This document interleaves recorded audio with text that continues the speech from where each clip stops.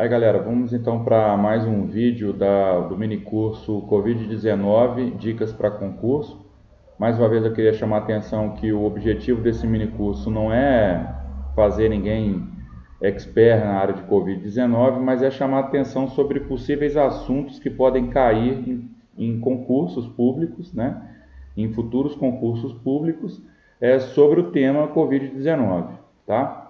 E o último vídeo da nossa série, quem tiver interessado em assistir, tem a playlist do mini curso. É só clicar aí em cima do vídeo aí que vocês vão ser direcionados para essa playlist. São 8 vídeos, esse é o 9º vídeo, como eu falei, o último vídeo dessa série. Então a gente vai falar sobre reabilitação pós-Covid, né? Esse é um documento do CREFITO 4 e que eu vou utilizar ele como referência. Tá? É um documento recente e muito bom sobre o assunto. Então, aqui ele começa dizendo o seguinte, que os objetivos principais do fisioterapeuta na reabilitação de pacientes com Covid é, primeiro, alívio de sintomas, né? Tratar e prevenir as complicações respiratórias que advêm da síndrome, complicações cardiovasculares, complicações musculoesqueléticas e neurológicas, né? Proporcionar o restabelecimento da qualidade de vida, retorno às atividades laborais, sociais e esportivas, ou seja, o objetivo da reabilitação, né? Do que o fisioterapeuta normalmente faz, tá? A Covid-19 ela pode deixar sequelas não só na forma grave, mas também na forma moderada, né? Ela pode afetar múltiplos órgãos e sistemas do corpo e deixar sequelas variadas. Então, em função dessa variabilidade de sequelas após o Covid, é fundamental que a avaliação do paciente seja individualizada, né? Como toda a avaliação que a gente faz, né? Aqui é muito mais característico esse ponto, né? Individualizar a avaliação, né? Em que você vai contemplar aspectos físicos, funcionais e de participação, né? Isso vai ser fundamental para a definição do plano terapêutico. Eu vou até grifar aqui, de acordo com a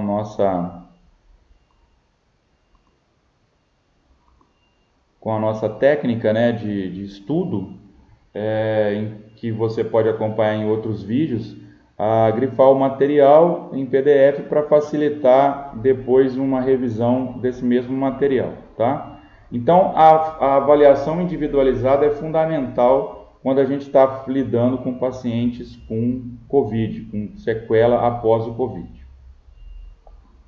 Quais as principais sequelas da Covid-19? Então, aqui eu já deixo em vermelho para chamar bastante atenção, que eu acho um tópico importante como dica para concurso, né? Então, como sequela, eu tenho uma função pulmonar prejudicada, eu tenho uma fadiga, uma fraqueza muscular, eu posso ter, né, uma fadiga, uma fraqueza muscular, uma limitação da mobilidade e da capacidade de realizar as AVDs, né, as atividades de vida diária, delírio e alterações cognitivas, tá? E desordens mentais e psicológicas. Então, mais uma vez chamando a atenção, é ampla o rol de sequelas que a Covid pode deixar, né? Amplos os sistemas que ele pode afetar. Daí a importância de uma avaliação, de uma coleta de dado individualizado, né? Muito centrada na demanda que o paciente trouxe para o fisioterapeuta, né? As informações elas devem ser objetivas e quantitativas, porque aí você consegue reavaliar e acompanhar a progressão do seu paciente. Aqui tem um quadro muito interessante sobre os problemas clínicos que o paciente vai apresentar e a avaliação que o documento sugere. E aí eu vou chamar a atenção aqui, abrir um parêntese aqui, que todos esses testes, né, e essas avaliações são típicas de aparecer em concurso, tá? Então a gente vai, por exemplo, estrutura e função corporal, redução da tolerância ao exercício, né? Então, o que que eu sugiro como avaliação? O que o documento sugere como avaliação? Teste de caminhada de 6 minutos e step test, ou teste do degrau. Então, o que eu vou fazer quando eu estiver estudando para concurso? Primeiro, estudando especificamente o tema Covid-19, mas ampliando um pouquinho mais. Eu vou estudar um pouquinho mais sobre o teste de caminhada de 6 minutos e o step test. E é estudar o que dentro desse assunto? É estudar para que serve, qual o público que eu utilizo o teste de caminhada de 6 minutos, qual o público que eu utilizo o step test, né? Como realizar esse teste, não da parte prática, mas uma descrição rápida de como realizar esse teste, né? Por exemplo, então eu preciso num teste de caminhada de 6 minutos um corredor de 30 metros, onde eu vou contar o número de voltas durante os 6 minutos que esse paciente ele percorre. O que eu vou colher como informação? Eu vou colher frequência cardíaca, eu vou colher saturação e eu vou colher a escala de Borg desse paciente durante o teste. Eu vou fazer uma avaliação da pressão arterial nesse teste? Vou fazer uma avaliação da pressão arterial no início do teste, no final e após a recuperação.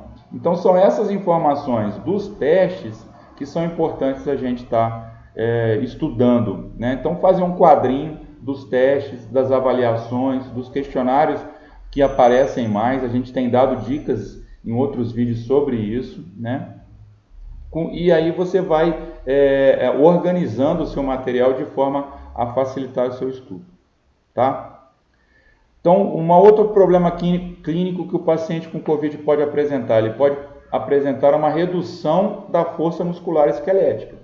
Então, eu posso fazer, ele sugere uma dinamometria manual, eu posso fazer o teste de esforço com esfinge, tá? E eu posso fazer o teste de 1 RM, uma repetição máxima. O dinamômetro manual, acho que todo mundo conhece. O teste de força com esfinge, nem todo mundo conhece. Tem um vídeo no YouTube interessante sobre o tema que fala sobre isso. Inclusive, na prática clínica, a gente pode utilizar um instrumento extremamente quantitativo, extremamente fácil e barato para a realização de um teste de força. Muito mais confiável que o teste muscular manual, tá? É interessante e fico até feliz de ver esse teste de força aparecer num documento oficial desse aí. O teste de flexibilidade, a redução da flexibilidade, o que o documento sugere? Um teste de dedo ao solo para membros inferiores, então eu vou avaliar a distância do dedo médio até o solo, o teste do banco de Wells para membros inferiores também, e o teste back scratch para membros superiores, tá? Esse teste também tem vários vídeos descrevendo ele no YouTube, mas é um teste que avalia a mobilidade geral do paciente. Você pede o paciente para fazer uma rotação interna, uma extensão e colocar os dedos nas costas, como ele fosse colocar os dedos nas costas, e depois o dedo por cima do pescoço, de um lado. E aí você vai medir, o indicador, a distância de um indicador de uma mão, de um lado até o outro, e fazer a comparação com o lado contralateral. Assimetrias são importantes você avaliar, distâncias muito grandes é importante você avaliar. Então, assim, é um teste rico para avaliar a mobilidade de membros superiores. Se o paciente apresenta uma alteração de equilíbrio, eu tenho, o documento sugere como avaliação a marcha tandem, um pé na frente do outro, ou semi-tandem, e uma escala de equilíbrio de Berg. Tá? Então aqui é interessante também, vamos abrir mais um parêntese aqui para dizer o seguinte, aqui eu tenho para alteração de equilíbrio um teste, que é a marcha tandem ou semi-tandem, e eu tenho uma escala, e a escala de equilíbrio de Berg. Então, é interessante a gente também, isso dica para concurso, tá, pessoal? Então, é interessante também você pegar as escalas e ver quais são os domínios que ele avalia. Existem valores normativos de normalidade de acordo com sexo, idade. Existe um público mais específico que ele é utilizado, que essa escala é utilizada. Então, essas informações são informações importantes para você acertar uma questão de concurso em relação a esse tema. O paciente que tem alteração de mobilidade, eu posso avaliar o teste de velocidade de marcha, como eu posso fazer também o TUG. Então é um outro teste também que cai bastante nos concursos, o TUG. O paciente pode apresentar alterações respiratórias, então eu posso fazer coleta da história, do início e evolução dos sintomas, né? Desde o início que esse paciente começou a desenvolver os sintomas, até se ele tinha alguma comorbidade anterior à alteração pelo COVID, né? Um paciente com DPOC, um paciente com asma, um paciente cardiopata, né? Um paciente diabético, um paciente hipertenso. Então, a coleta das informações anteriores também são importantes. Na avaliação das alterações respiratórias mais específica, eu posso avaliar a força da musculatura respiratória através da manovacometria. Então, eu vou avaliar a PI máxima e a PE máxima, a pressão inspiratória máxima e a pressão expiratória máxima. Eu posso avaliar o pico de fluxo expiratório através do peak flow, né? Eu vou avaliar o pico de fluxo expiratório, e a oximetria de pulso, que eu vou avaliar a saturação periférica de O2, tá? São instrumentos que eu tenho no dia a dia que eu posso avaliar também esses pacientes. Com relação à atividade e participação, né? Obedecendo o modelo da CIF. Então eu tenho as incapacidades. Eu posso utilizar o DASH ou o Kick-DASH, que seria um questionário mais resumido do DASH. Como eu posso usar o LEFS, né? O DASH eu vou usar para membros superiores e o LEFS para membros inferiores. E eu posso também usar o Índice de Vulnerabilidade Clínico-Funcional, o IVCF-20, que também é um instrumento que ele sugere, que o documento sugere, que é um instrumento extremamente importante, também muito rico de informações que você vai colher aí a partir dele. Sintomas de dispneia e fadiga. Eu posso usar a escala de percepção subjetiva na escala de Borg ou a escala de dispneia, o MRC. Também são duas escalas importantes que eu posso utilizar, inclusive até também a escala de Borg, a gente vai falar um pouquinho mais na frente para avaliação da intensidade do exercício proposto. E por último, avaliar a qualidade de vida, se o paciente tem uma alteração na qualidade de vida, uma coleta da história com dados mais qualitativos e um questionário de avaliação de qualidade de vida relacionado à saúde com dados mais quantitativos, aí ele não coloca aqui, mas eu dou como exemplo o SF36, beleza?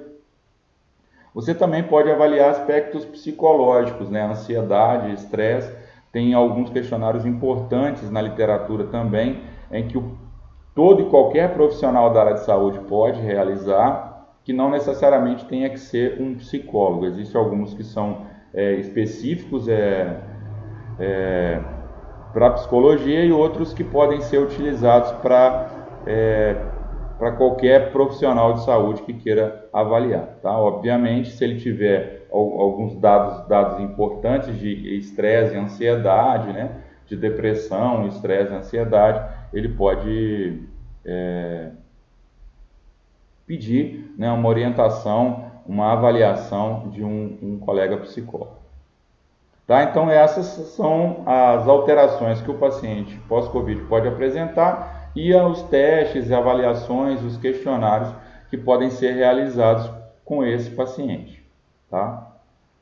Lembrando que a grande maioria desses questionários, desses testes e dessas escalas que são colocadas aqui, aparece direto em provas de concurso em outras áreas que não seja somente no COVID. Quando iniciar a reabilitação, em 2 momentos, 7 dias sem presença dos sintomas iniciais da COVID, ou se o paciente apresentar uma frequência cardíaca, respiratória, PA e saturação periférica dentro dos limites de normalidade, né? Então, se o paciente não tem nenhuma dessas alterações, uma frequência cardíaca aumentada, uma respiratória aumentada, né?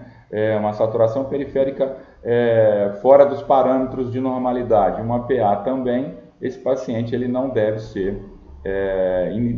iniciar o programa de reabilitação. Se ele não apresentar, ele pode iniciar. A prescrição do exercício, assim como a avaliação, ela deve ser individualizada, né? E todas as alterações físicos funcionais identificadas nessa avaliação individualizada, ela vai respeitar as possíveis comorbidades e sequelas decorrentes da COVID, e o plano terapêutico para esse paciente vai ser em função daquelas alterações, daquelas sequelas que aquele paciente apresenta, tá? Nem todo paciente você precisa avaliar tudo aquilo que foi elencado no quadro ali, né? E nem todo paciente que você avaliar aquelas alterações, ele vai apresentar alterações significativas ao ponto de ser necessário a utilização de algum recurso para o tratamento, tá? O programa de reabilitação ele deve incluir isso tudo aí, ó. Ele deve incluir exercícios aeróbicos, exercícios de fortalecimento, exercícios de flexibilidade, respiratórios, né?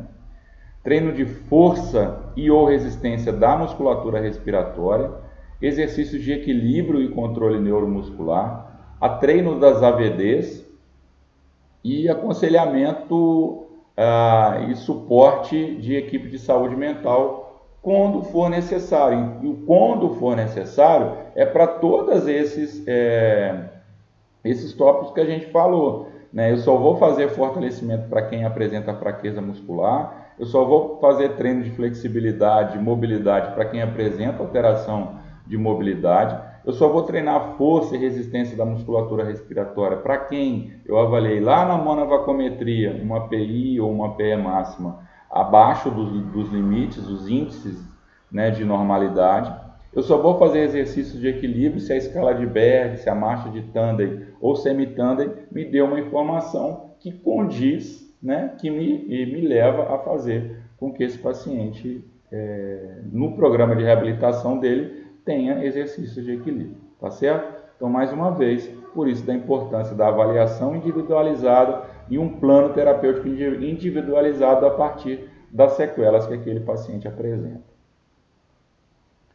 Frequência e duração dos exercícios, pacientes com sintomas leves, o documento preconiza de 3 a 5 vezes por semana, de 20 a 30 minutos. Pacientes com sintomas mais graves, né, acentuados de fadiga, uma frequência menor, de 2 a 3 vezes, com uma duração até menor. Inclusive você podendo intercalar os exercícios que você vai realizar. Por exemplo, 20 minutos de prática diária com pausa de 2 minutos entre um exercício e outro, né? Um intervalo entre um exercício, por exemplo, de fortalecimento que você propõe para esse paciente, um intervalo de recuperação maior, tá? O início também é muito importante para esse paciente, em que você priorize mais o treino das atividades de vida diária, né? A melhora o aumento da independência funcional do que propriamente o ganho de alterações importantes decorrentes da COVID. À medida que o paciente vai se tornando mais independente, o programa de reabilitação ele vai se alterando, tá? Aqui ele fala que para pacientes com fraqueza muscular generalizada, recomenda-se um número de repetições de exercício, seja prescrito de forma individualizada, mas ele sugere um número aqui de 8 a 12 repetições. Um número inicial, né? Um número para se usar inicialmente, mas não necessariamente você tenha que fazer esses valores. Às vezes o paciente está com uma fraqueza um quadro de força tão comprometido que você precise fazer 5 repetições, 6 repetições e não 8 nem 12 repetições, tá? A intensidade do exercício ela é controlada pela escala de Borg modificada, né? Aquela escala de Borg que vai de 0 até 10. Ele é um instrumento importante e auxiliar no controle da intensidade do exercício através da frequência cardíaca, né? E esta avaliação ela deve ser realizada no início, meio e ao final do atendimento, né? Como que está aqui a escala de Borg agora, durante o exercício e no final do atendimento. E eu coloquei de vermelho para chamar a atenção algumas informações aqui, ó. O índice de 3 na escala de Borg, que é o índice de esforço moderado, esse documento, não só esse documento, mas várias outras diretrizes sugerem que o paciente fique nesse nível de intensidade no exercício, principalmente no início de um programa de reabilitação.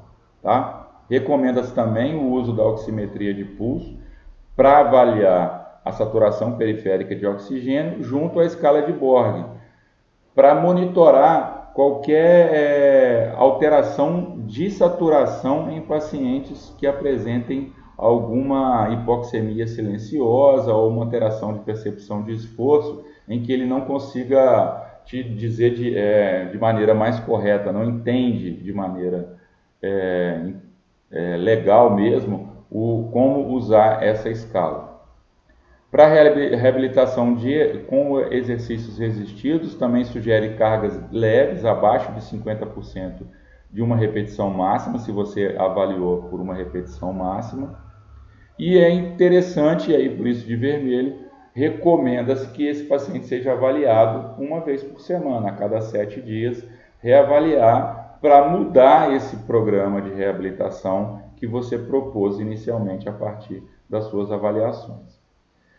Mais uma vez de vermelho, então estão aqui o item 6 e o item 7 do documento, que falam de coisas que o pessoal adora pedir em concursos, que são as contraindicações absolutas, ou seja, não pode fazer de jeito nenhum, e os critérios de interrupção para os exercícios. Então, são duas coisas diferentes. Uma diz o seguinte: o paciente está contraindicado realizar exercícios. Quais seriam esses? Doença sistêmica aguda, frequência cardíaca de repouso menor que 50 e maior do que 100, tá? Num primeiro momento você pode pensar assim, pô, mas 100 de frequência cardíaca, muito baixo, mas é a frequência cardíaca de repouso. Você tem que ter um protocolo para avaliar a frequência cardíaca de repouso. O paciente tem que chegar, deitar, né, na maca, ficar em descanso por pelo menos 5 a 10 minutos, e aí sim você mede essa frequência cardíaca de repouso. Tá? Saturação de oxigênio menor que 88%, completamente contraindicado.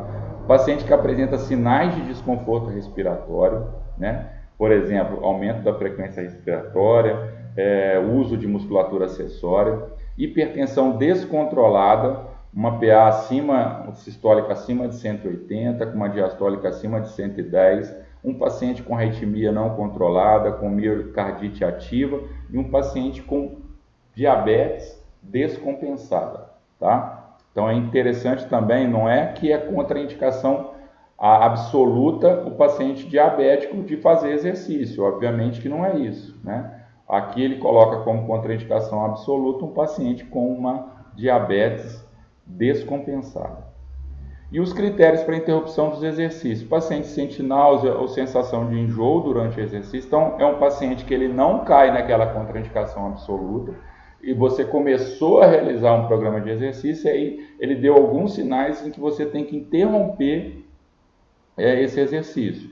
É o que eu estou falando: náuseas, tontura, paciente com falta de ar ou cansaço intenso, uma queda de 4% da saturação de oxigênio em relação ao valor de repouso e valores menores do que 88%, inclusive contraindicação absoluta, uma sudorese excessiva, uma crise de ansiedade, paciente que fala que está sentindo palpitações ou dor e sensação de aperto no peito. Então, são esses critérios para interrupção dos exercícios.